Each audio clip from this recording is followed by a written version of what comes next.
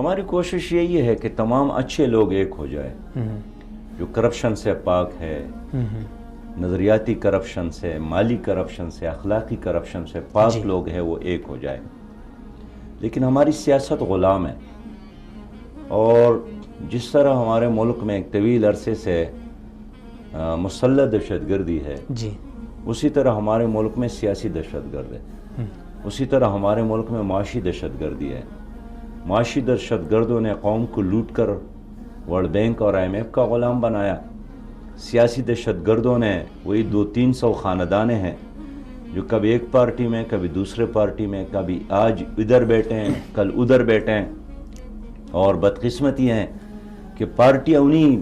گندے انڈوں کو اپنے ٹوکرے میں رکھنے کے لیے بےتاب ہو جاتے ہیں۔ تو ہم یہ چاہتے ہیں کہ کلین لوگ ایک طرف ہو جائے، جن کا دامن صاف ہے، جن کا ماضی صاف ہے، جنہوں نے اداروں کو نہیں لوٹا ہے، جن کے ہاتھوں پر کسی کے خون کے دھبے نہیں ہیں، جن کے بینکوں سے قرضے لے کر انہیں ہڑپ نہیں کروائیں۔ تو میں سمجھتا ہوں کہ اگر ہم اپنی قوم میں انشاءاللہ یہ شعور بیدار کر رہے ہیں کہ کرپٹ لوگوں کو وہ ووٹ کے ذریعے مسترد کریں گے، اور ہم چاہیں گے کہ vote for honest party, vote for honest man, دیانتدار جماعت کے لیے اور دیانتدار شخص کے آدمی کے لیے ووٹ ہونا چاہیے، اس لیے کہ ووٹ ایک امانت ہے، اور اللہ نے قرآن میں فرمایا ہے کہ ان اللہ یأمرکم ان تؤدوا الامانات الی اہلہا، یہ ایک امانت ہے، اہل کے حوالے کرو، جو نااہل ہے اس کو مسترد کرو۔ دیکھیں اگر آپ ایک ایسے آدمی کو ووٹ دیتے ہیں جو کل چوری کرتا ہے، جو کل ڈھاکہ ڈالتا ہے، جو آپ کے ووٹ پر ایوانوں میں پہنچ کر ظلم کرتا ہے، شراب پیتا ہے، بدکاری کرتا ہے، تو آپ نے ان کو پر لگائے ہیں تو ان کی تمام برائیوں میں آپ کا حصہ ہوگا۔ اچھا سراج صاحب، یہ شعور تو قوم میں آئے گا تعلیم کے ذریعے سے، تو تعلیمی جو ہماری صورتحال ہے یونیورسٹیوں کی، کالجوں کی، اس پہ بعض لوگ اعتراض کر رہے ہیں کہ یونیورسٹیوں میں تعلیم نہیں ہے، جو طلباء ہیں وہ سیاسی جماعتیں ان کو اپنے مقاصد کے لیے استعمال کر رہی ہے، اسی لیے آئے روز جھگڑے ہوتے ہیں، چند دن قبل یہ لڑائی جھگڑے ہوئے مختلف یونیورسٹیوں میں۔ اب کیا سمجھتے ہیں، تعلیمی نظام سے اس وقت مطمئن ہیں آپ؟ اور پھر جو اصل میں یہ جو تعلیمی نظام ہے نا جی، اس کے بارے میں صحیح کہا ہے کہ اگر فرعون کو پتہ ہوتا تو وہ بچوں کو ذبح کرنے کی بجائے اس طرح کالجز بناتے جس میں بچوں کو غلام بنانے کا گر اور سٹیٹس کو کے غلام بنانے کے طریقے سکھائے جاتے ہیں۔ تو ہمارے ملک میں جو نظام تعلیم اس وقت ہے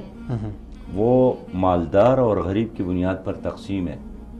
تو جب آپ نے تعلیم کو تقسیم کیا تو کیسے ان کی سوچ مختلف بن جاتی ہے۔ آپ نے قوم کو تقسیم کیا، تو اللہ تعالیٰ نے ہمیں موقع دیا تو ہم معاشی انصاف اور تعلیمی مساوات اس کو عام کریں گے کہ ہر بیٹے بچی، وہ مالدار کا بیٹا ہو، غریب کا بیٹا، اس کے لیے ایک ہی نصاب ہوگا، تاکہ ہماری سوچ ایک بن جائے۔ موجودہ تعلیم نے تو سوچوں کو تقسیم کیا، ایک طرف یونیورسٹیاں ہیں، دوسری طرف مدارس ہیں، ایک طرف یونیورسٹیوں میں بھی غریبوں کے ادارے ہیں، پھر اعلیٰ اور سرمایہ داروں کے علیحدہ ادارے ہیں، تو اس طرح تقسیم در تقسیم کا سلسلہ وہ تو اس تعلیم ہی سے ہے۔ اور میں بتاؤں کہ پاکستان کو ان پڑھ لوگوں نے اتنا نقصان نہیں پہنچایا ہے جتنا تعلیم یافتہ کرپٹ لوگوں نے نقصان پہنچایا ہے، اس لیے کہ یہ تعلیم انسان کو اندر سے تبدیل نہیں کرتا ہے۔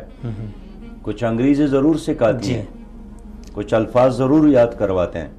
لیکن تعلیم کا مطلب یہ ہے کہ انسان کے رویے میں انقلاب آ جائے، اخلاق میں انقلاب آ جائے، معاملات میں انقلاب آ جائے، اور ان کے سوچ جو ہے وہ پازیٹیو بن جائے، اور اپنی ذات کی بجائے